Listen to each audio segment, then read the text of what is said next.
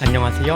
혼자 공부하는 파이썬 34강입니다. 오늘 강의에서는 4-2절 확인 문제 3번과 4번을 풀어보도록 하겠습니다. 두 가지 모두 처음 문제를 풀어본다면 거의 못 푸는 것이 맞고요. 처음 이 딕셔너리를 공부할 때 고전적으로 사용되는 예제이기 때문에 아예 외워주시면 좋겠습니다. 3번, 다음 빈칸을 채워서 넘버즈 내부에 들어있는 숫자가 몇 번 등장하는지 출력하는 코드를 작성해보라고 합니다. 그래서 넘버즈라는 숫자의 리스트가 있고 카운터라는 딕셔너리가 있는 상태에서 반복문을 어떻게 돌리고 나면 최종적인 출력으로 1이 3번 나왔다, 2가 4번 나왔다, 6이 1번 나왔다, 8이 2번 나왔다, 4가 3번 나왔다, 3이 3번 나왔다, 9가 3번 나왔다, 5가 2번 나왔다, 7이 2번 나왔다 라는 형태의 딕셔너리를 출력해달라는 의미입니다. 이와 같이 리스트의 어떠한 요소의 등장 횟수를 세는 것을 우리가 빈도를 센다라고 표현하게 되는데요. 이와 같이 빈도를 셀 때는 딕셔너리를 활용하게 됩니다. 그럼 문제를 풀어보도록 하겠는데요. 리스트가 처음부터 너무 많으면 출력을 확인하는 것이 힘들기 때문에 절반만 사용하도록 하겠습니다. 그리고 코드를 한 번에 구현하는 것은 초보자 단계에서 이해하기 힘들 수 있기 때문에 두 가지로 나누어서 구현을 해보겠는데요. 첫 번째는 요소의 출현을 확인하는 코드입니다. 이어서 두 번째는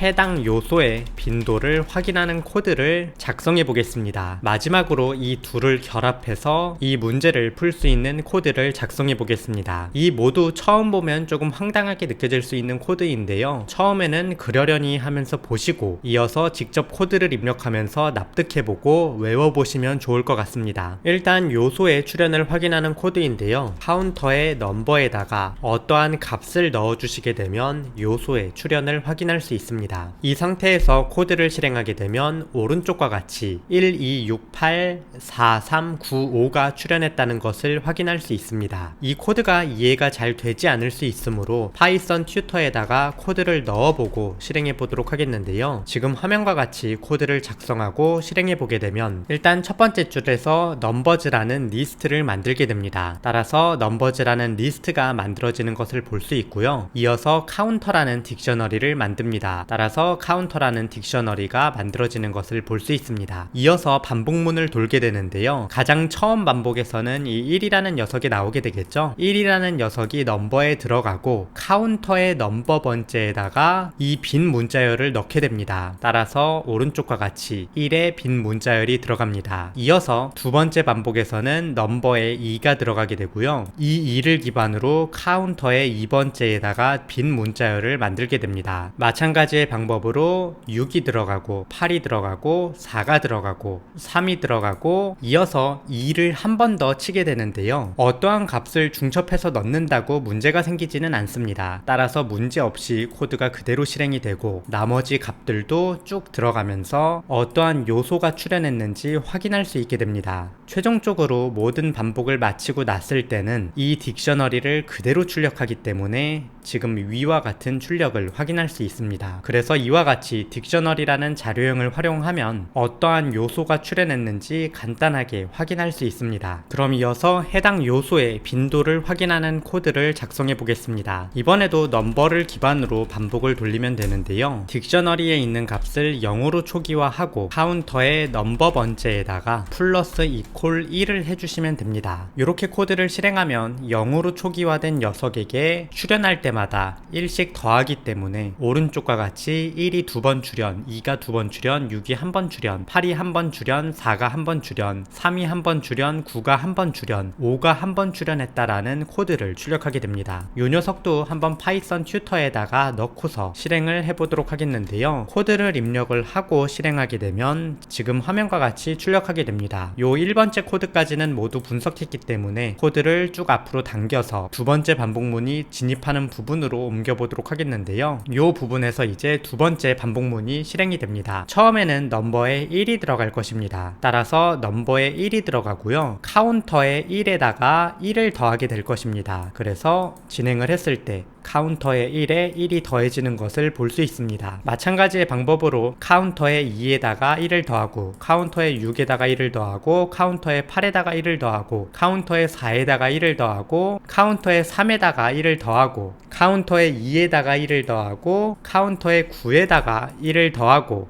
카운터에 5에다가 1을 더해서 빈도를 센 딕셔너리가 만들어집니다. 그래서 최종적으로 출력했을 때 빈도를 센 딕셔너리가 만들어집니다. 그런데 이제 책의 문제를 풀기 위해서는 이 두 반복문을 결합해야 할 것인데요. 첫 번째 반복문의 중요한 역할은 요소를 초기화하는 것입니다. 만약에 이 첫 번째 반복문이 없다면 이 반복문에 진입하는 시점에는 카운터에 아무것도 없을 것입니다. 카운터에 넘버라는 키가 없는데 그 넘버라는 키에 접근한다. 여기에서 당연히 오류가 발생할 것입니다. 따라서 코드를 실행했을 때 오른쪽과 같이 아무것도 없는 딕셔너리에 넘버 번째에 접근하려고 할 때 키 에러가 발생합니다. 따라서 이 없는 키에 접근하기 전에 그 키를 만들어주기만 하면 됩니다. 그래서 if number not in counter, 카운터에 넘버라는 키가 없다면 카운터를 0으로 초기화 해달라는 이 코드를 이러한 형태로 작성해 주시면 됩니다. 이렇게 작성하고 코드를 실행하게 되면 오른쪽과 같이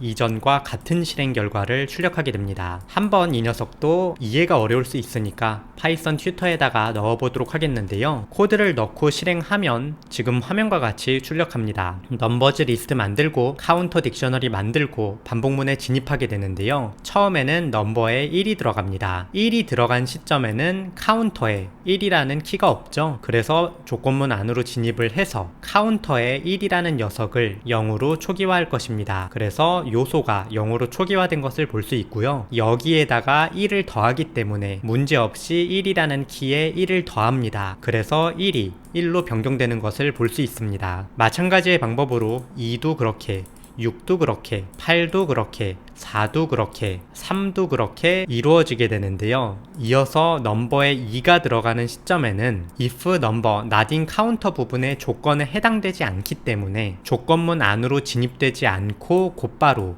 카운터의 넘버에다가 1을 더하게 될 것입니다. 따라서 요 2의 1이라는 녀석을 2의 2로 변경을 하게 됩니다. 이러한 방법으로 빈도를 셀 수 있는 것입니다. 그래서 이와 같은 코드를 작성하면 빈도를 셀 수 있는데요. 굉장히 고전적인 형태의 코드이기 때문에 아예 암기를 해서 달달달달 입력하실 수 있을 정도로 만들어 주시면 좋겠습니다. 참고적으로 여담이기는 하지만 방금 전의 코드에서는 0으로 초기화를 하고 1을 더하는 형태로 코드를 작성해서 빈도의 수를 세웠는데요. 키를 빈 문자열로 초기화하고 사각형을 더하는 형태로 코드를 작성해서 히스토그램을 만들 수도 있습니다. 그래서 단순하게 0으로 초기화하고 1을 더한다 보다는 상등원으로 초기화를 하고 내가 필요한 연산을 해서 원하는 값을 만들어낼 수 있는 코드이다 라는 형태로 확장성 있게 기억을 해주시면 좋을 것 같습니다. 이러한 코드는 또 이후에 살펴보도록 하겠습니다. 그럼 이어서 4번을 살펴보도록 하겠는데요. 파이썬은 다음과 같은 방법으로 특정한 값이 어떠한 자료형인지 확인할 수 있다라고 합니다. 타입 문자열 is str이라고 쓰면 문자열인지 확인할 수 있고, 타입 리스트 is list라고 쓰면 리스트인지 확인할 수 있고, 타입 딕셔너리 is 딕셔너리라고 쓰면 딕셔너리인지 확인할 수 있다고 합니다. 이를 활용해서 다음 코드의 실행 결과가 오른쪽과 같이 출력되게 만들어 보라고 합니다. 그래서 이 왼쪽 코드에 반복문 안을 채워서 오른쪽과 같이 출력되게 만들어 보라는 의미인데요. 한번 단순하게 F 문자열을 활용해서 키를 출력하고 중간에 콜론 하나 넣어주고 캐릭터의 키를 출력하게 코드를 작성해 보겠습니다. 이러한 형태로 코드를 작성하고 실행하면 오른쪽과 같이 출력하는 것을 볼 수 있는데요. 네임과 레벨은 우리가 원하는 형태로 출력이 되지만 아이템즈와 스킬이 그냥 딕셔너리와 리스트를 출력하는 모습을 볼 수 있습니다. 요소의 값이 딕셔너리일 때 그리고 요소의 값이 리스트일 때 다르게 처리해야 하므로 조건문을 사용해서 조건을 나누어 주면 될 텐데요. 이때 조건에 사용할 수 있는 내용은 책에 나와 있는 내용 그대로입니다. 캐릭터의 키가 딕셔너리일 때 그리고 캐릭터의 키가 리스트일 때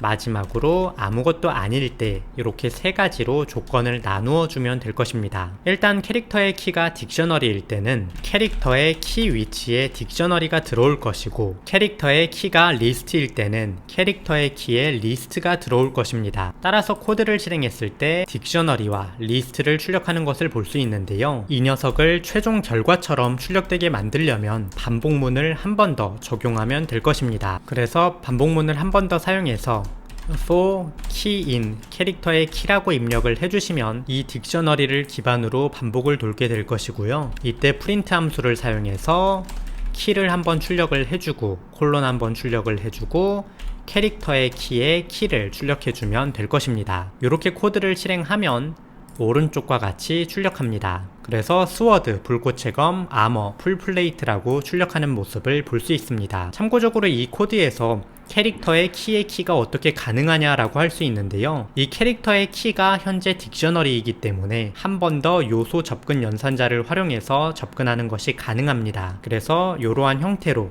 if 조건문의 딕트 부분을 작성해 주시면 딕셔너리 부분은 완성입니다. 이어서 요 아래에 리스트 부분도 작성을 해줘야 될 것인데요. 리스트는 왼쪽에 무조건 스킬이라고 출력을 하고 오른쪽에는 이 요소를 하나하나 출력해주면 됩니다. 따라서 마찬가지로 for 반복문을 돌려주면 되는데요. for 반복문 요소인 캐릭터의 키라고 입력을 해주고 프린트 함수를 사용해서 f 문자열로 스킬 콜론 요소를 출력해주면 됩니다. 이렇게 코드를 작성하면 코드를 실행했을 때 오른쪽과 같이 출력되어서 우리가 원하는 결과가 나오게 됩니다. 참고적으로 이 문제에서 질문이 굉장히 많이 들어오는 부분으로는 이 딕셔너리 부분에서는 캐릭터의 키의 키처럼 요소 접근 연산자를 2번이나 썼는데 왜 이 리스트에 접근할 때는 이 요소 접근 연산자를 쓰지 않고 바로 이 반복 변수를 쓸 수 있냐라는 질문이 많은데요. 딕셔너리 반복을 돌 때는 이 반복 변수에 키가 들어가기 때문에 이렇게 사용할 수밖에 없는 것이고요. 리스트가 반복을 돌 때는 반복 변수에 요소 자체가 들어가기 때문에 그냥 요소를 출력해 주시면 되는 겁니다. 그래서 이러한 형태로 코드를 작성하면 책에 있는 문제의 답이 된다